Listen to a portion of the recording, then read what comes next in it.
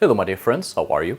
My name is Ari and today I'm going to talk about some of the rune staves and their workings and usage. What I mean with this is that I'll present you with rune staves linked to a specific work to achieve a specific goal, and then how to use them. A couple of months ago I have made videos about the rune staves, and if you go to this upper corner, just click on the icon and you will have the list of videos concerning that subject. In those videos I have delved much more on the historical background of the rune staves, their meanings and origins, so you might find those videos a better source of knowledge than this one today. I've decided to go straight to the point on this video today because I know some of you just want to know which rune stave to use for that specific purpose. So I've picked 3 categories, which it seems to me the ones people seek the most. Rune staves connected to wisdom, to protection and to prosperity. And because prosperity walks hand in hand with luck, in the end I'll have a bonus of rune staves connected with luck to enhance the chances of thriving in your everyday business activities. Take notice that most of these rune staves I haven't shown on the previous videos. So let's get started. Wisdom. What leads a person to insight, greater knowledge and the discovery of the unknown. By knowing the hidden secrets we come closer to the divines. Wisdom should be the first thing you ought to be concerned with, because with wisdom, great wisdom, comes everything else you desire if you know how to apply your knowledge. So the first rune stave I present to you is this one, for insight into the things beyond the earthly realm. Our ancestors have always been concerned with the knowledge of the hidden secrets, and they made us the favor to put that hidden knowledge in the myths, so we too could achieve such knowledge. But only by working for it and achieve it the hard way can we possibly understand the meaning and power. Write this stave with red ink on white paper, put it in a wooden box or carry it with you in your left breast, and insight of the things beyond our reality will come to you. This next rune stave is so you can have a connection with your own spiritual self to attain knowledge and power. Our Norse ancestors believed that the spiritual self was divided into many parts, and such parts were influenced by our ancestors, by helping spirits such as the Fylgjur, other forces around us which gave us hidden knowledge, but most importantly, our own knowledge residing on our very souls. Everything the soul registers, and it's not passed on to the physical self. To use these rune staves, draw them on parchment and keep them with you at all times. To know the unknown, this rune stave is used to understand and analyze hidden things and patterns of manifestation. There is hidden truth in dreams, for instance, and in the waking world you can still remember certain unknown manifestations. This rune stave might help you in understanding such hidden truths. Draw this rune stave in whatever surface you desire and keep it in your room in a secret location. I would even advise to keep it in secret near to the place where you rest. And speaking about the place where you rest, this next rune stave is to discover the unknown by carving these staves on brass with a steel instrument and put it near your ear and sleep. And you shall have interesting experiences. And you will require the previous rune stave to analyze those experiences.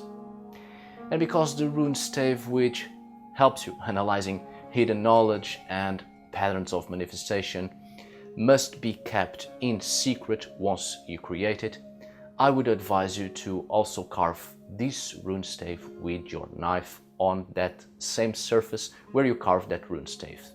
so the object won't be found. You want to forget about the existence of the rune stave, so you won't have the tendency to look for it, or even think about it.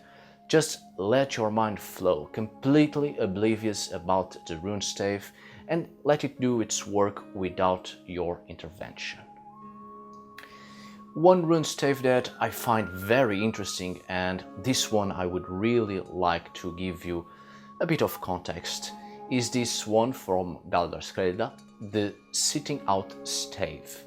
As I've said before on the videos about Seder, in the Icelandic tradition there was a ritual whose purpose was to seek knowledge from unhuman sources, such as the dead, elves, trolls, even evil spirits.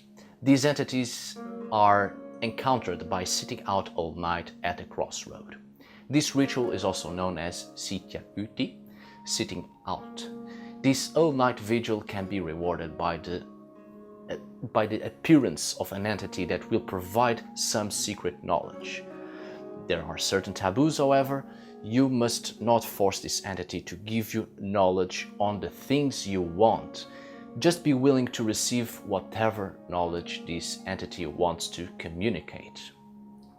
This kind of working is directly associated with necromancy, and this rune stave is to enhance the chances of success in this kind of working. Rune staves for protection, because we all need protection of all sorts of dangers out there, especially when dealing with magic and in rituals such as the one I have previously described.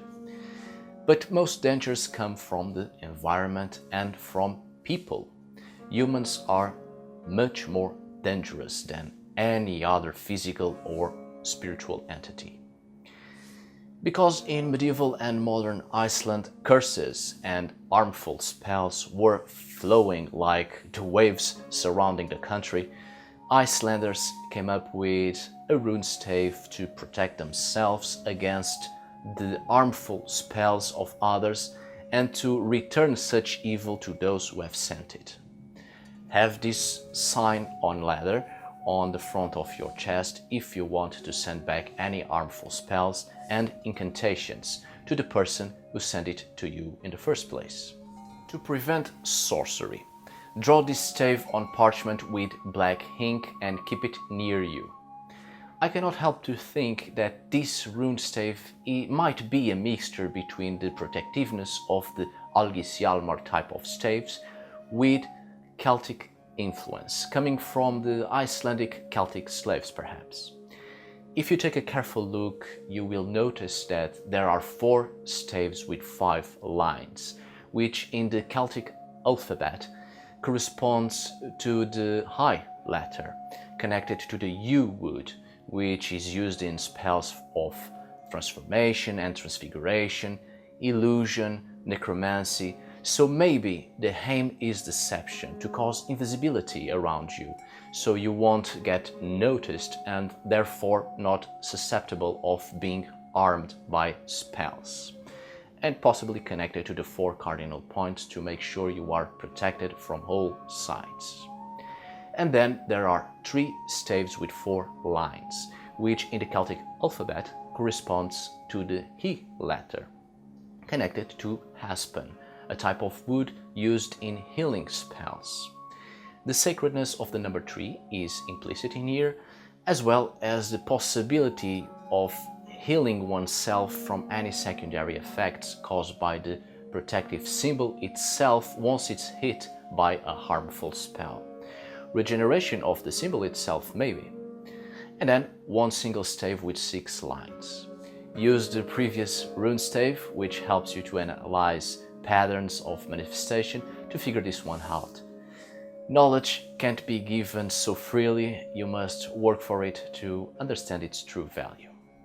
The next symbol, you must carve it on an oak stave and wear it under your left arm, which will work against both literal darkness and dark periods in life. Sometimes the mind itself is in a very dark place when searching for wisdom, and such darkness clouds our intuition and rational thought.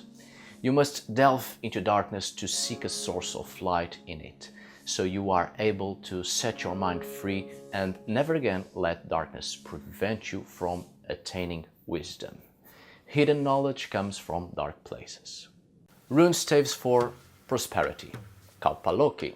Draw this stave on parchment and carry it in the center of your chest, and you will have success in both buying and selling. To our Norse ancestors, trading and establishing new trading routes was essential for the Scandinavian economy. That was one of the major reasons why the Vikings started to raid, because farming was difficult in their homelands and internal disputes over tiny pieces of land were constant. The Viking raids were to acquire wealth through piracy, but also to settle in new lands, to farm and establish trading routes with other communities. Throughout the Scandinavian medieval and modern history, trading was still the main source to acquire wealth, especially for Iceland, where farming and fishing is good, but it's little more than that. So, prosperity in all sorts of deals was necessary. And you might notice the name Loke in this rune stave. Loke derives from the Old Norse verb loka, to lock, shut, and so the name of the rune stave literally means deal closer. This may be a hint to the true nature of the god Loki, whose true function might have been of closing or concluding a cycle of existence in anything.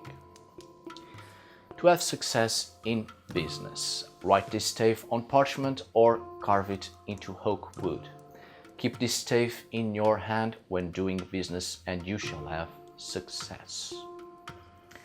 Now, this is another version of a kaupaloki. Cut this sign on a piece of beech wood or draw it on parchment and you will have success in business deals.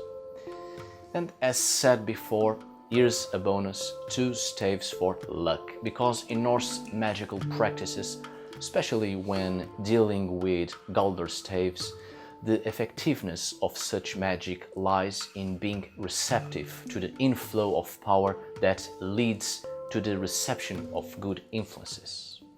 The luck knot, heljarutur, which should be drawn on parchment or carved on metal and carried on your person at all times to ensure good luck. And lukkaringur, the luck ring. Draw this stave on a piece of parchment for good fortune. It works against any and all ill thoughts, because success comes with many costs and it attracts the envy of others, which can adversely affect your luck. Alright, my dear friends, I hope you have enjoyed this video, and once again, if you want to know more about the historical background of the rune staves and other magical staves and their functions and meanings and how to use them, please go to this upper corner and click on that icon to see my other videos about that subject. Once again, I hope you have enjoyed this video. Thank you so much for watching. See you on the next video, and as always, ta curidão!